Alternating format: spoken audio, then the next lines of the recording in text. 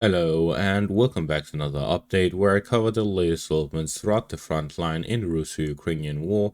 In this one we have several advances by the Russians across the entire section of the front line, and there are two significant advances by the Russians which has changed the situation completely in the local areas.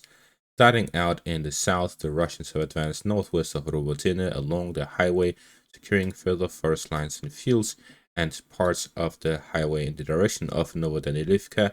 As the Russians have completely secured the Robotyne direction, they are now moving on to offensive probing attacks in the direction of Nelypivka and Orikhiv.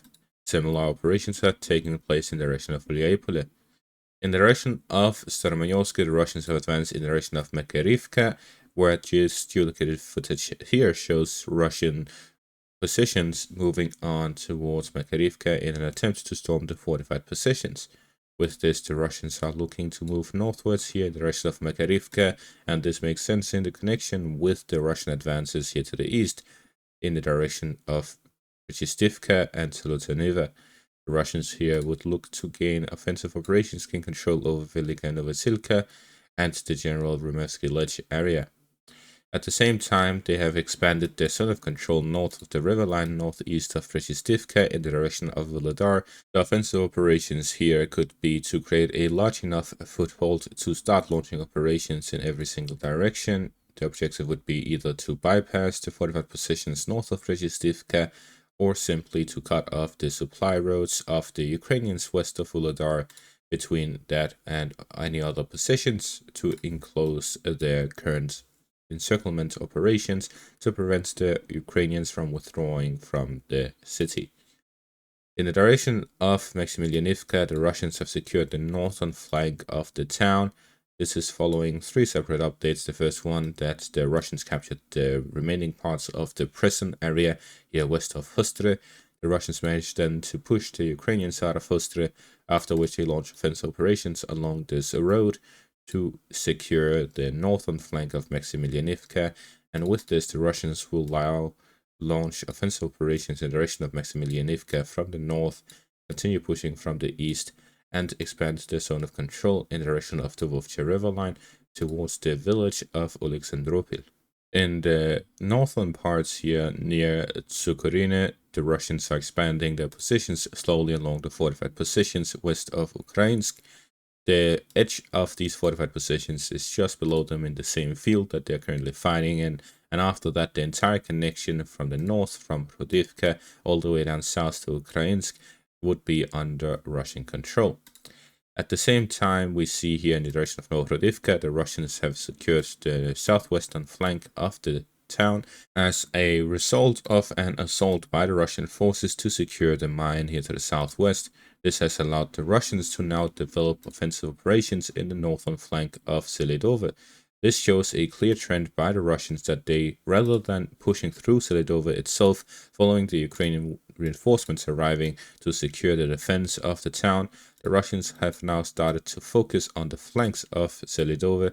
It is likely that the Russians will launch operations from Novhorodivka to the northern flank of Selydove, cutting off the road connection here northwest of the town, and at the same time launch operations along the railways to the south of Selydove. This will completely cut off supplies to and from the town.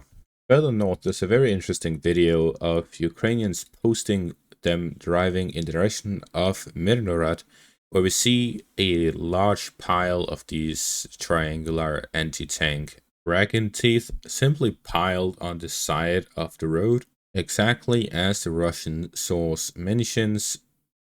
Yes, there's certainly no one who can drive through this pile, but it would not really be any difficulty to drive through the road right next to it completely unopposed, since nothing is on the road itself.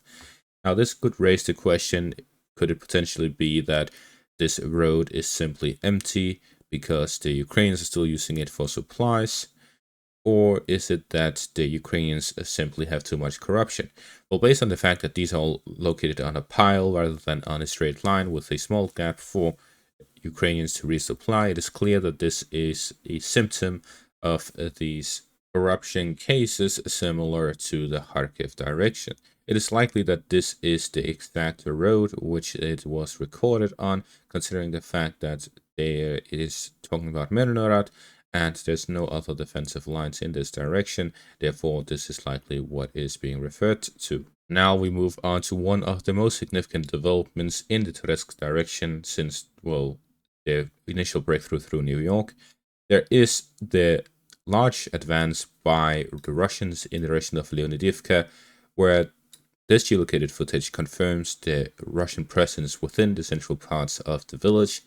This is following a video that shows Russian infantry fighting vehicles and armored personnel carriers driving all the way up to Leonidivka under heavy shelling, where one of them actually catches fire, but the crew manages to escape and the infantry in the rear manage to escape and spread out into the buildings and forest area within Leonidivka.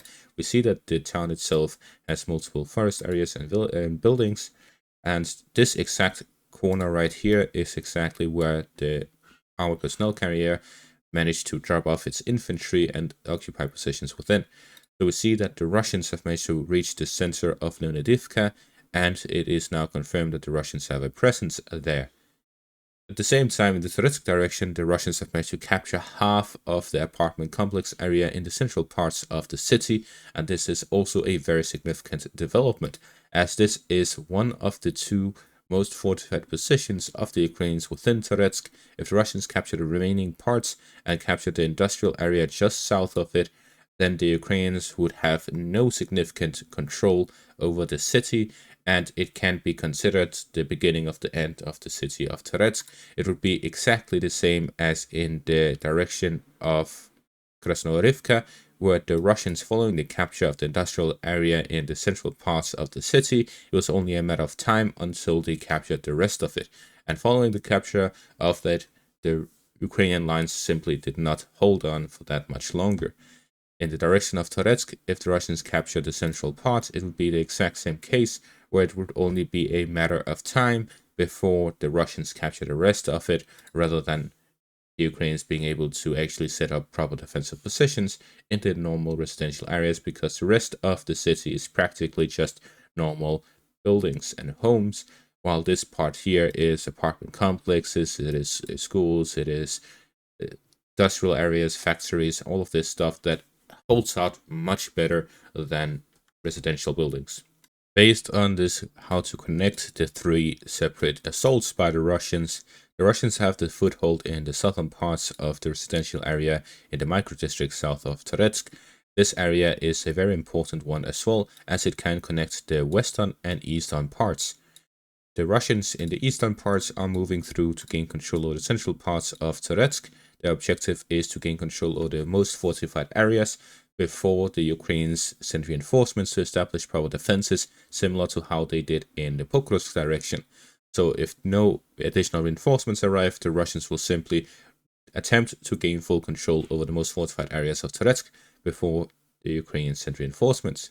And in the southern parts, the Russians took advantage of this river line that drives through the eastern and western parts by Nelypivka and Leonidivka, so the Ukrainians still have full control over Nelypivka, or majority of the village, while the Russians simply ignored all of that to reach this whole area.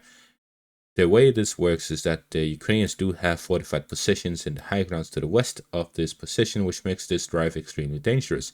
And as we see in the footage, it was extremely dangerous as they were hit several times, but somehow they were lucky and it did not disable the vehicle. They kept driving until they reached Leonidivka, which allowed them to occupy positions within the village.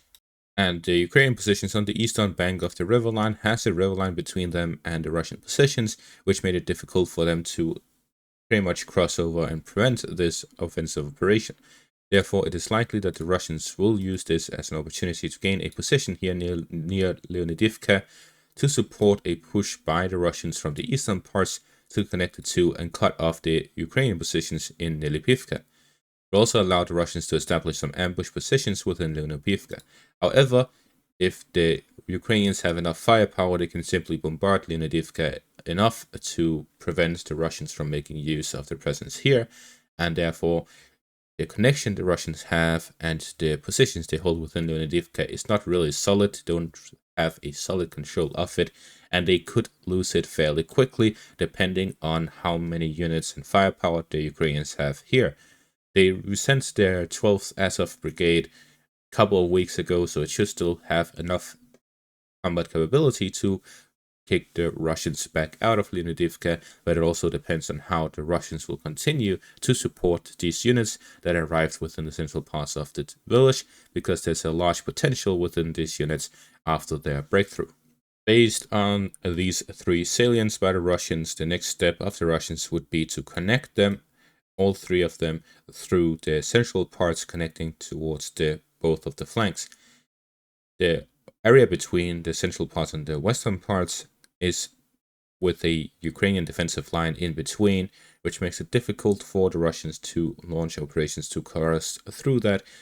However, there is a large benefit to succeeding that for the Russians. Therefore, the Russians could organize a larger assault with more units to take that gamble to push through and connect the two, which would cut off the entire Ukrainian position within Nelypivka. To connect with the northern part, the Russians simply need to continue the positional fighting and urban fighting to connect the two sides, which we don't really know the progress since the last update here was 6 days ago, and since then there's been no update on the situation, which is because the Russians here in this area generally do not report of any of their progress. We only find out the progress based on geolocated footage released by the Ukrainian side of them shelling Russian positions. Moving on further north in direction of Nevsky, the Russians have made a breakthrough, capturing the majority of the town here on the eastern bank of the Serbets River line.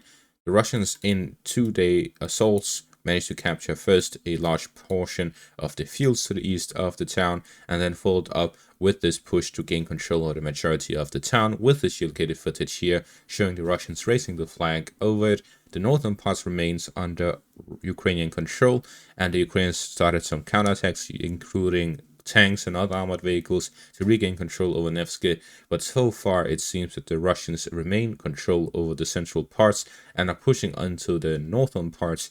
That means that the initiative remains with them to gain full control over it.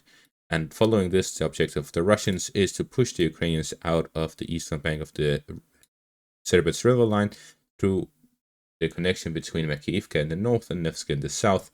This would allow the Russians to gain control over a large section of the front line, and is likely the objective of the Russians to then push down south in the direction of Vuhledar and push it in the direction of Nelypivka to gain control over the next portion, before then, with the entire Serbets River line under their control, to start an operation towards Liman. Before that, the fighting will continue in the direction of the Serbets River line. There is no new reports on the Kursk section of the front line, so this part here by Pishane is the final part, where the Russians have managed to push down southwest of Pishane, reaching very close to the village of Nelypivka, and the Russians may start storming the town of Nelypivka and Kozlynivka very soon, considering the Russians have pushed on a wide front towards both of these towns, which would cut off the connection between the Ukrainian positions north in the direction of Kupiansk and down south here by Sinkove. The objective of the Russians would be to physically cut off one of the important crossings of the Ukrainians near Sinkove, and then cut off the connection between Kupiansk and the south, but then push up north along the river line and the villages and towns along the river line towards Kupiansk from the south, and continue operations towards Petropavlivka from the Sinkivka direction. Therefore, we see that the operations of the Russians here is similar to that of the Serbets River line, but just on a larger scale, where the objective is to cut off the connection between the eastern and western bank, and then to advance along the river line, avoiding a lot of the fighting that comes with the open fields, to then just push along the residential areas, along the villages and towns, across the section of the front line. So we see the situation is developing continuously in favor of the Russians across the entire section of the front line, and the Ukrainians are really just trying to stabilize the situation, launch counterattacks wherever possible, and prevent the loss of a major section of the front line. And this is by spreading out their forces to wherever the situation is critical. So we can expect the Ukrainians to send new reinforcements to the Toretsk direction, where the Russians are trying to take advantage of it as much as possible prior to additional reinforcements arriving. That is, if the Ukrainians have any left. And that is going to be all for this update. Thank you all for watching. Make sure to leave a like, subscribe, and check out our Patreon for additional content. Thank you all for watching, and have a great day.